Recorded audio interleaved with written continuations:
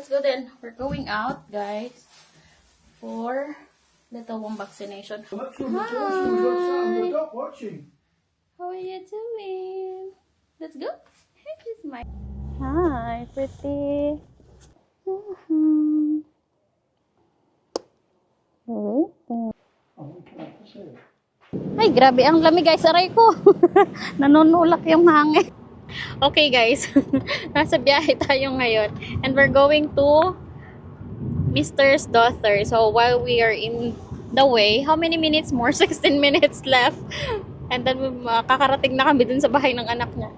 Request ito ni Ma'am Ruby about sa mga papers namin nung kasal namin ni Mr. So kinasal lang kami ni Mr. sa City Hall. So civil wedding lang kami. And then babanggitin ko muna sa inyo guys yung mga papers and requirements na hiningi sa amin. Ito is based on our experience lang.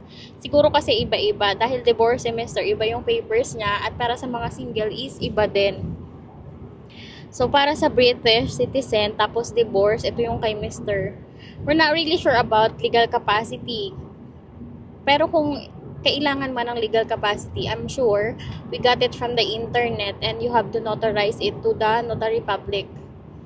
And then, if it's not that, kasi medyo matagal na guys, so nagpasa din kami ng decree of divorce from the court. And then, birth certificate, kailangan na meron kayong birth certificate na kahit ano lang naman yun, photocopy. And then valid ID, like passport. I'm sure ang valid ID na sinabit namin ni Mr. is passport.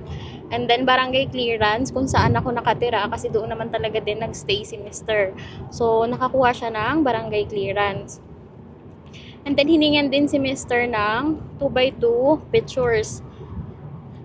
Tapos sa akin naman guys, ang hiningi birth certificate, barangay clearance, and then cedula. Pati na rin ang Senomar. Pero medyo natagalan kami sa Senomar kasi nga nung unang Senomar ko na sinabit sa kanila is may mali. So kaya nag-request ulit kami ng another Senomar at nagantay pa kami ng parang 3 to 5 days yung aming inantay ulit.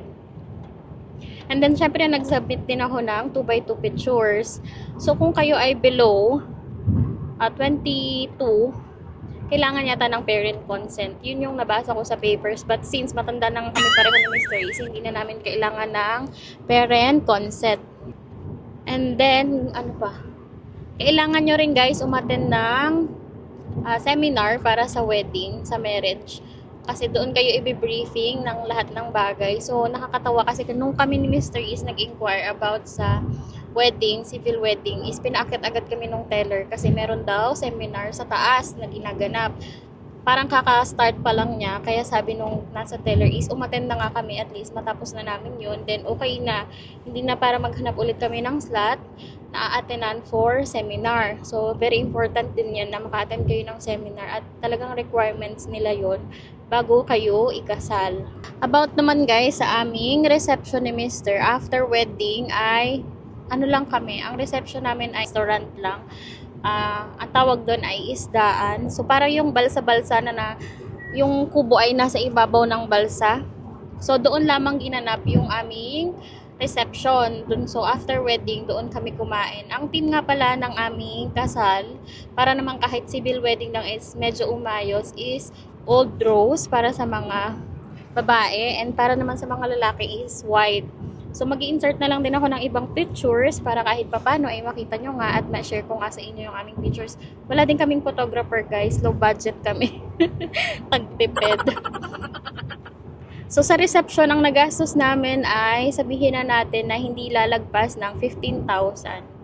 So kahit papaano is masaya naman, na-order naman yung mga food. Ang invited ko lang pala guys, ang aking dalawang ate, yung family nila. And then, ninong at ninang pala, importante din yan na isubmit nyo sa City Hall yung pangalan. Tapos, ang aking dalawang classmate lang. So, yun lang. Tapos, mga bata lang, mga anak-anak, ganyan. So, sobrang kakaunti lang kami. Hindi ako talaga nag-invite ng marami para hindi magulo. So, parang nasabi ko na lahat, guys, kung ano yung mga dapat nyo malaman lang, yung process lang ng aming wedding ni Mr. So, nandito na kami sa kanyang motorbike shop kung saan nakapark ang motor ni Mr. Dito nga pala kami unang pupunta. So, ayun guys, si Mr. sinisilip ang kanyang motor. So, nakapark dyan, guys, yung kanyang motor. Love na love niya yung kanyang motor na yan. Ang laki na lang nagastos niya kakapark. So, feeling ko, guys, nabanggit ko na lahat ng mga requirements nga na hiningi sa amin ni Mr. nung kami ay kinasal. So, case-to-case basis din kasi, alam niyo yun. So, yung iba, huwag kayong mag-base sa requirements na hiningi sa amin. Tapos na guys, yata si Mr. Nagbayad na rin siya ng parking fee. Are you done? Huh? What? Finished? Eh? Are you finished? I paid him 300. For 3 months? No, the 300 is to cover till the end of March Mm-hmm. and pay for the tyres. Alright. Yeah. Lamig. So guys, nabili lang si Mr. ng sandwich. Ewan ko kung anong klaseng sandwich ang kanyang binibili. And then guys, magdadala din yata si Mr. para sa kanyang anak. So nandun siya ngayon, nakapila. Parang mabilis lang. I'm gonna feed her No, later. you've not fed her now. No, No, I thought you might have been doing I'm gonna feed her there, Laura. Hello, pretty. I'm gonna make a milk ready. all that Laura feeder. Hi! Nakauwi na nga kami galing sa anak ni Mr. And wala naman kaming ginawa doon, sumaglit lang kami. Sumilip lang kasi nga tiningnan din niya yung kaniyang motor. Lagay na natin guys ang ating tomato sauce. Tomato spaghetti sauce. So ito yung aking last na spaghetti sauce from Philippines na dala-dala ko. Wala akong nakikitang spaghetti sauce sa Asian shop na ganito. Lagyan ko guys ng konting salt and pepper.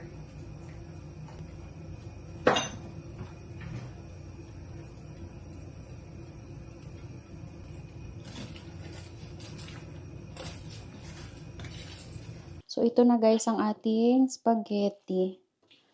Dito ko na lang sinalin. Pinagsama ko na sa sauce kasi ang tataba ng pasta oh. Parang so ano sa atin, anong tawag ng palabok. Hindi ko alam ba't ganito yung nabili namin. Sobrang jumbo ng pasta noodles. So, kain tayo guys. So, ganyan ang itsura niya. O, kita nyo ba? Yan. So, ito ang aming dinner ni Mr. Dadalhin ko tong pan sa table. Para bahala na siyang kumuha ng kaya niya. Para hindi namin ma-force ubusin yung pasta. Mag-plating na nga ako. Tulog ang baby.